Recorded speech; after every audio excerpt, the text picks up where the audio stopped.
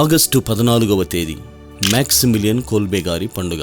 Poland దేశ Francis సభ గురువు, కష్టతర శతాబ్ద పాలక పునీతుడు, అభినవ అపోస్తలుడు, వేదసాక్షి పునీత మ్యాక్సిమిలియన్ కోల్బే గారు చిన్న ప్రాయము నుండే క్రీస్తు సుగుణాల ఎడల ఆకర్షితులై జ్ఞానస్నానము పొంది ఫ్రాన్సిస్ సభ గురువుగా అభిషిక్తులై దేవమాత ఎడల అపారమైన భక్తిని, క్రీస్తు విశ్వాసాన్ని వెదజల్లడానికి నిర్మలమాత అనే సభను స్థాపించి యువకులను ఆకర్షించి సుపీరియర్ జనరల్ గా సేవలందిస్తూ విశ్వాస ప్రచారాన్ని చేపట్టారు. 2వ ప్రపంచ యుద్ధ దాడులలో బందీగా పట్టుబడిన ఈ పునీతుడు తనతోటి వ్యక్తికి మరణశిక్ష విధించడం చూసి తట్టుకోలేక ఆ పేద కుటుంబీకుడితో, నా ప్రియ సోదరుడా, దేవుని మహిమ కోసం రగులుతున్న నా హృదయం నన్ను నీ స్థానంలో ఉంచాలని ఆశపడుతోంది అని పలికి కోల్బే గారు తన జీవితం అర్పించారు. తన స్నేహితుడు కొరకు ప్రాణమును ధారబోయేవాని కంటే ఎక్కువ ప్రేమ కలవాడు ఎవడునూ లేడు అని ప్రభువాక్యం ఫాదర్ కోల్బే గారి త్యాగపూరిత జీవితానికి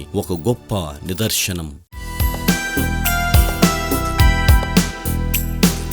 పునీత కోల్బే గారా